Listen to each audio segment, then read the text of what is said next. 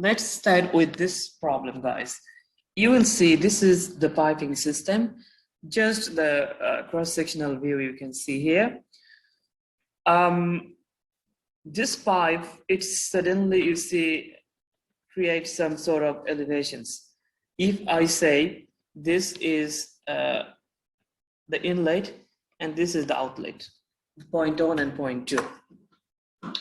So what we can see, the water temperature is 20 degrees centigrade and pipe is 20 centimeter diameter. So the diameter of the pipe, it is 20 centimeter. And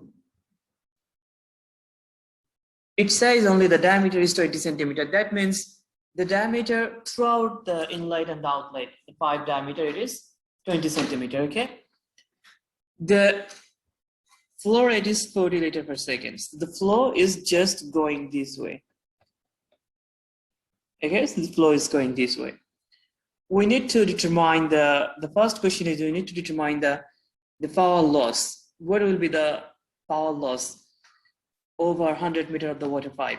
So the length is 100 meters. So that means it is asking about what will be the power loss just to end of this, for this 100 meter of into the water pipe. So the energy loss over this 100 meter pipe.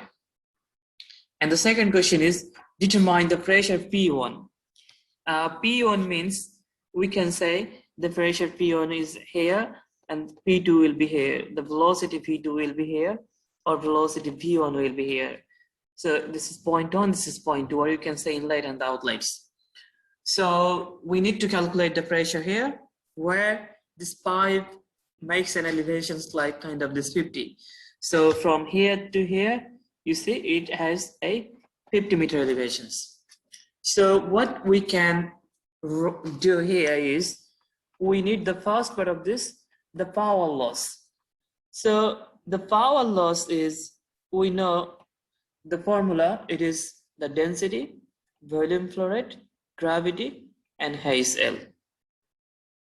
I showed you the formula earlier and you will get it from the lecture. So this is the formula, like we need the density, we need the gravity, and we need the volume flow rate and the Hayes L. So that means we will calculate the head loss. And head loss, it is F L over D V square 2G. So this is the formula for head loss. Now from this head loss, you will see we don't know this friction factor. So we need this friction factor. To get the friction factor, we need epsilon over D. We need Reynolds number. Okay, so you will see here, we need all of these things. So this is the overall flowchart of this problem. So we are going to follow this flowchart and then we'll solve this problem. So at first, what we'll do, we'll calculate the Reynolds number. And to get the Reynolds number, we also need the velocity. Okay, to calculate the Reynolds number, we need to know the velocity. So this is the flowchart for this problem. We'll calculate the velocity, then Reynolds number, then epsilon over D, then friction factor, then Hayes L, then the power loss. Okay, so that's overall procedure you're going to follow. Velocity calculation is quite easier because we know the flow rate. So we can say velocity equal flow rate over area, and flow rate is 40 liters per second. Area is 5 d squared over 4 because this is a circular pipe. We know the diameter. That means it is a circular pipe.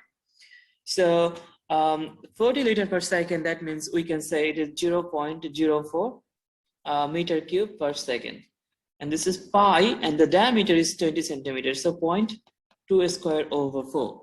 Okay, so this value, the velocity, it will be 1.27 meter per second. So this is the velocity. So we have got the velocity for this problem. Now, just take this velocity. Now we will calculate the Reynolds number. Okay, so we know, guys, Reynolds number is rho V D over mu. Okay, so this is density. density of the water is 1000. It is constant, we know, at 20 degrees centigrade. That means this is, at a standard condition, 20 degrees centigrade is 1000. The velocity is 1.27. Diameter is 0.2. And the viscosity, it will be actually 1.002 and 10 to the power minus 3. So I'm not showing you the process like how to get these values from the tables, because you already know at 20 degrees centigrade. I think this is table A 12, A3, 12, sorry, table A3. So this is table A3 of your book. So the Reynolds number will get, it is 2.55 and 10 to the power 5. So this is actually laminar flow, isn't it, guys? The Reynolds number we got, it is equal to 2.55 and 10 to the power 5. So is it laminar flow or turbulence? Laminar or turbulent? Turbulent. Anyone? Turbulent. Turbulent? Yes, because you see, if I just write here, it's 2.55 10 to the power 5. That means it will be kind of 255, and we don't know the other values. Let's just something like this. So it is just definitely greater than 2300. So flow is turbulent. So the flow is turbulent. So now we have got the Reynolds number. Now epsilon over D. Epsilon is the roughness value. Versus you look for this problem, we have the materials is iron 5. For iron 5, you will see the properties from here.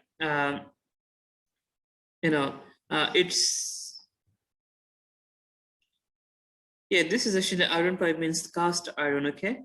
So this is the cast iron. So it's 0.26. So it is 0.26 and it is in millimeter, and the diameter of this problem, it was 20 centimeters. So convert it into millimeter. So that means 200 millimeter. So we'll get epsilon over D equal 0.0013. So now by using this epsilon over D and this Reynolds number from Moody charts, we will calculate the frictions factor. So I'm just writing here. I'm not showing you the Moody charts because you already know. So the frictions factor from Moody chart for epsilon over D equal 0.0013 and Reynolds number 2.55 and 10 to the power 5, it will be F equal 0.022. If you want, guys, you can use the Coulomb equations here, okay? So that will give you the the same value. So if you want, then you can use the Coulomb equations. Today, actually for the rest of the problems, I will use the Coulomb equations. So F equal on 2. So now the head loss. Head loss has L. You look, I'm just following these flow charts. So I calculated this epsilon over D. And what's F? the epsilon? Yes, please tell again. What's the epsilon again? Sorry. Oh, that's the the roughness value. Here. This is the roughness of the iron. That's from the previous table. Okay. Yeah, thank you. Yeah, so the Hayes L, this is the F L over D V square and 2G. So F equal, it is 0.022, length 1000 meter, diameter 0.2, velocity is on 0.27 square, and 2 into 9.8. So we'll get the Hayes L equal 9.09 meter. This is Hayes L. So this is the head loss. And now we need to calculate the power. So the the power loss, it is actually, the density, volume flow rate, gravity, and the head loss. So density is 1000 and the volume flow rate is 40 liters per second. So 0.04 meter cube per second. Gravity is 9.8 and the H.L is 9.09. So it will be, 3570 watt. So this is the power loss. So it is quite easy actually, apart from the friction factor value. Still, it's easier because you already know how to calculate the friction factor value from Moody charts. And now we have got the equation, so that makes life easier. So we can use actually the equation solver and we can easily get the, the friction factor value. So if we know the roughness of the materials. So this is the first part of the problem. The second part is we need to calculate the pressure at this section. That means at inlet, when we have got these elevations like 50 meter. So we'll solve that now.